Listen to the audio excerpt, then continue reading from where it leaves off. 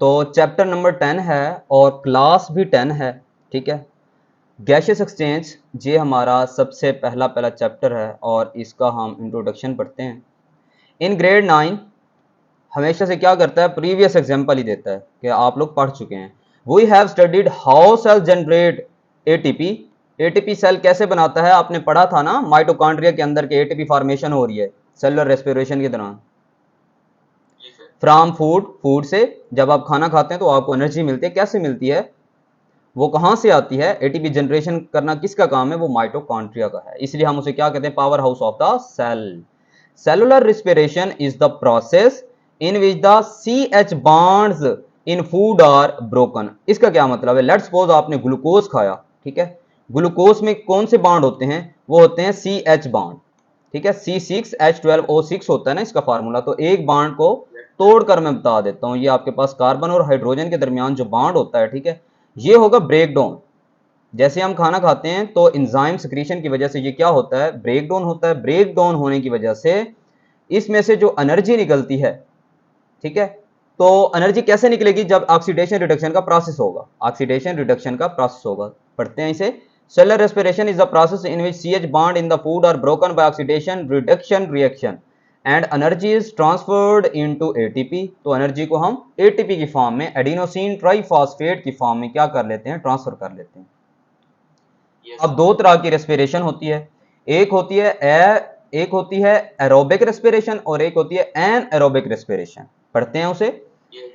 हाँ जी, aerobic and anaerobic, ठीक है। In aerobic respiration oxygen is used, ठीक है, ये इसकी डेफिनेशन होती है। The respiration in which oxygen is used is called aerobic respiration. और दूसरी कौन सी होती है? Anaerobic. The type of respiration in which oxygen is not used is called anaerobic respiration. Got it? Yes, sir. And there is complete oxidation of food material. इसमें food material की complete oxidation हो रही होती है। Oxidation की मैंने आपको 4 definitions बताई थी यूसुफ 9th में, याद होगा आपको। एक कौन सी है? एडिशन ऑफ ऑक्सीजन, दूसरी रिमूवल ऑफ हाइड्रोजन, तीसरी रिमूवल ऑफ इलेक्ट्रॉन, चौथी इंक्रीज इन ऑक्सीडेशन स्टेट। ये ऑक्सीडेशन की है और इसको अपोजिट करेंगे तो वो रिडक्शन की बन जाती है। Chapter number 7 electrochemistry. Okay, carbon dioxide and water are also produced in this process. Organism get the oxygen needed for cellular respiration. Cellular respiration के लिए जो ऑर्गेनिज्म होता है उसे क्या चाहिए होती है? उसे ऑक्सीजन चाहिए होती है, oxygen from their environment and provide it to their sales.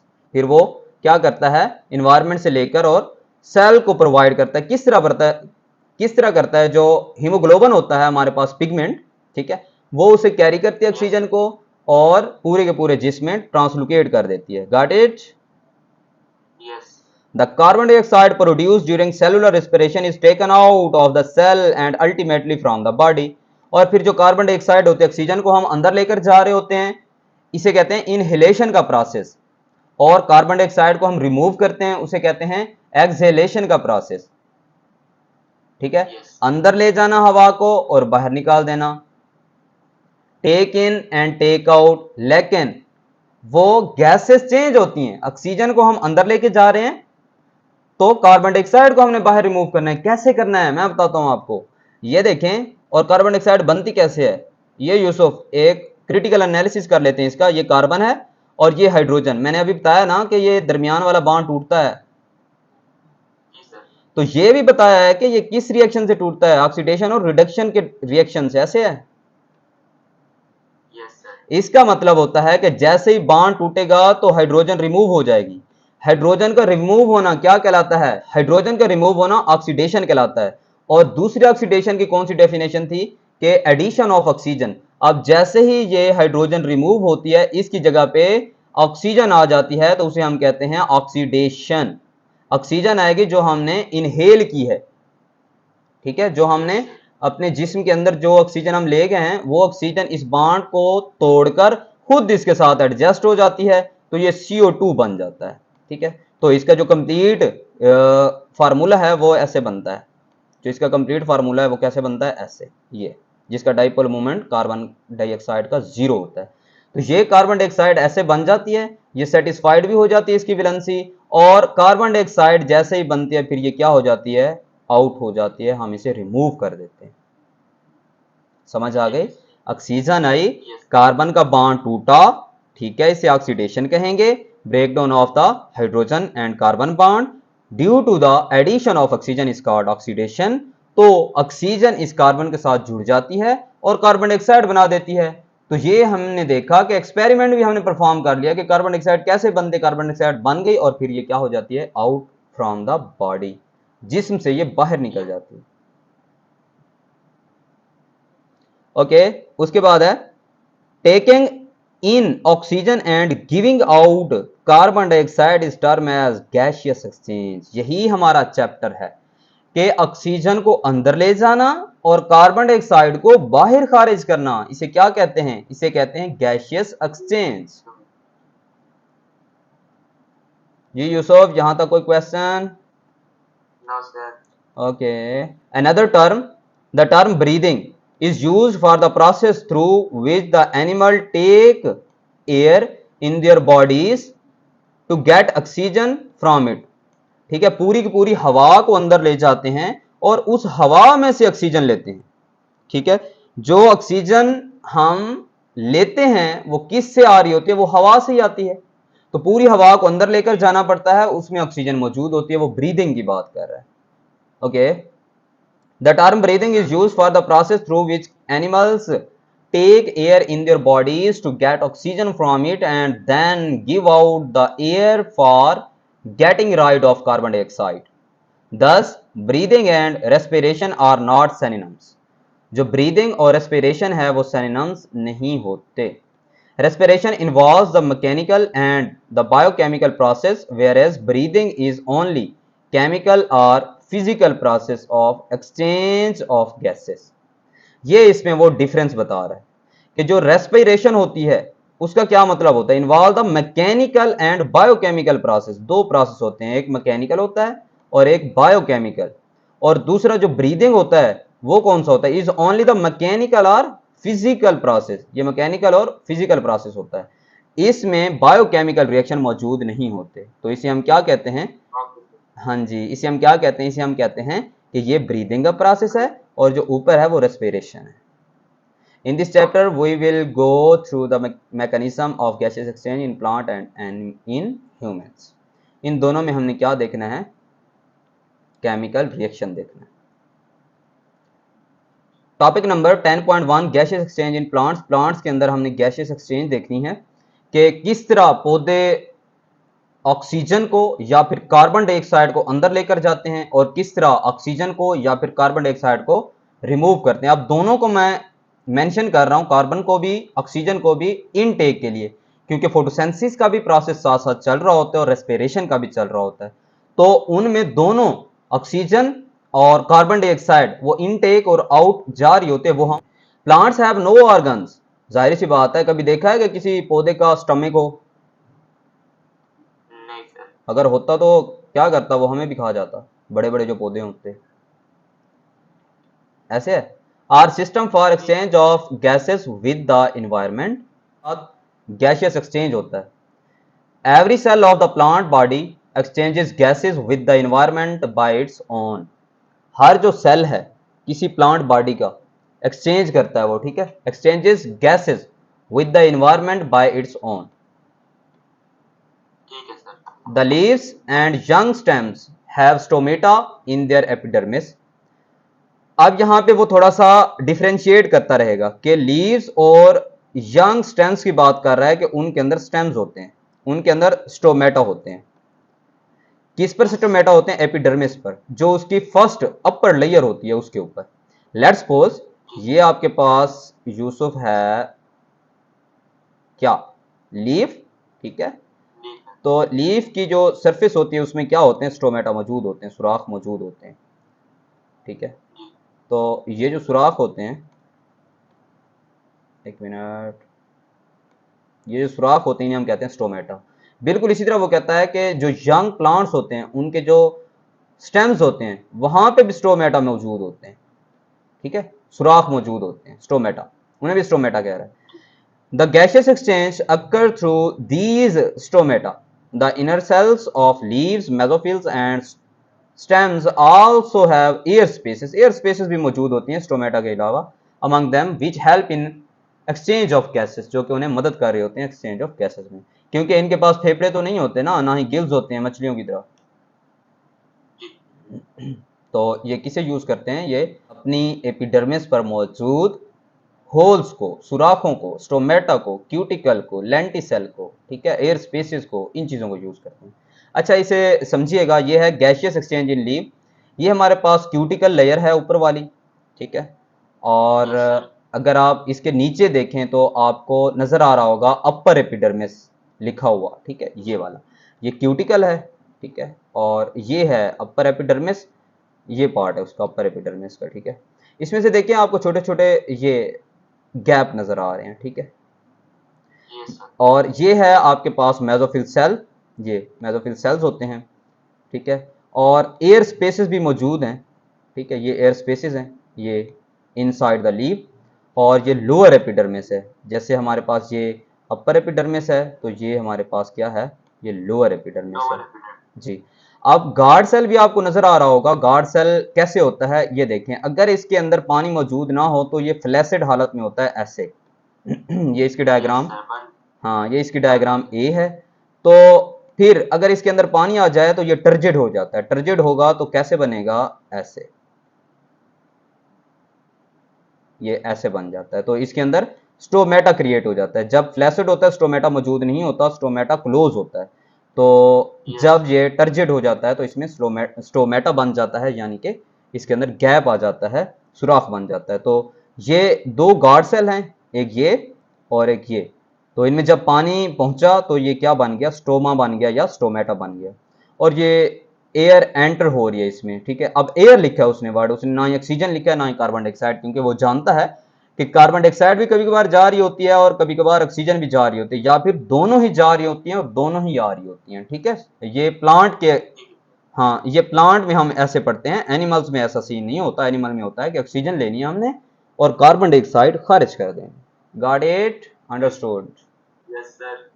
Okay जी यूसुफ, नेक्स्ट पैराग्राफ पढ़ते हैं। Leaf cells face two situation, दो सिचुएशन होती है इसकी, leaf cell face two situation, leaf cell face two situation during the day time, मतलब एक है हमारे पास डे टाइम की बात, ठीक है, और दूसरी देखेंगे हम नाइट टाइम की। During the day time when the mesophyll cells of leaves are carrying out photosynthesis. अब डे टाइम को, अब डे टाइम में उसने फोटोसिंथेसिस को क्यों मेंशन किया है, क्योंकि जाहिर सी बात है फोटोसिंथेसिस के लिए रोशनी चाहिए होती है, रोशनी होगी तो ही फोटोसिंथेसिस होगा, हाँ बिल्कुल ऐसे है, तो डे टाइम कहेगा ना वो, ठीक है। तो ये हमारे पास फर्स्ट जो टर्म है, जो फर्स्ट स्टेटमेंट है या फर्स्ट कंडीशन है वो डे टाइम की है। And respiration side by side, ये देखो साथ में रेस्पिरेशन भी हो रही होती है। The oxygen produced in photosynthesis, photosynthesis का प्रोसेस क्या होता है, CO2 plus H2O gives us in the presence of light and chlorophyll gives us C6H12 O6, very good, ये ग्लूकोज बन गया और ये हमारे पास ऑक्सीजन भी मिल रही है, ठीक है। तो इसे हम बैलेंस करने के लिए क्या लगा देते हैं, बैलेंस करने के लिए हमने लगा दिया यहाँ पे 6, तो अगर यहाँ पे 6 लगाएंगे तो फिर वाटर के साथ भी 6 लगेगा और यहाँ पे भी 6 लगेगा, ठीक है। ये बैलेंस केमिकल इक्वेशन है जो अभी हमने केमिस्ट्री में पढ़ी है। सिमिलरली, बिल्कुल इसी तरह वो कहता है, the carbon dioxide produced during cellular respiration is utilised in photosynthesis, जो कार्बन डाइऑक्साइड बन रही होती है, किस में बन रही होती है, सेलुलर रेस्पिरेशन के अंदर, वो फोटोसिंथेसिस में यूज होती है। अब आपको मजे की बात बताऊं अब आपको मजे की बात बताऊं यूसुफ, क्या है वो, ये कि ये जो प्रोडक्ट होते हैं ये रिएक्टेंट बन जाते हैं किसके लिए, रेस्पिरेशन के प्रोसेस के लिए। ये फोटोसिंथेसिस का प्रोसेस ऊपर वाला है, PHO लिख रहा हूं फोटोसिंथेसिस, और रेस्पिरेशन का RES लिख रहा हूं, रेस्पिरेशन। अगर लेफ्ट टू राइट चलोगे तो ये क्या होगा, फोटोसिंथेसिस होगा। और अगर राइट टू लेफ्ट चलोगे ये क्या होगा, ये रेस्पिरेशन होगा। अगर कार्बन डाइऑक्साइड और वाटर मिलेंगे तो ग्लूकोज और ऑक्सीजन बनेगा, ये फोटोसिंथेसिस है। और अगर ग्लूकोज और ऑक्सीजन मिलेंगे तो ये कार्बन डाइऑक्साइड और वाटर बनेगा, ये क्या है, ये respiration. Respiration. Any question? No, sir. Got it? Yes. Okay. Similarly, the carbon dioxide is produced during cellular respiration is utilized in photosynthesis. However, during night. अब हमारे पास कंडीशन 2 स्टार्ट हो रही है। पहली कौन सी थी, कंडीशन 1, वो थी डे टाइम की, जिसे ए से मेंशन कर लेते हैं और इसे बी से। When there is no photosynthesis, अब रात को जाहिर सी बात है जब रोशनी ही नहीं है तो फोटोसिंथेसिस काहे को, फोटोसिंथेसिस नहीं होगी ना। Occurring, the leaf cells get oxygen from the environment and release carbon dioxide through stomata.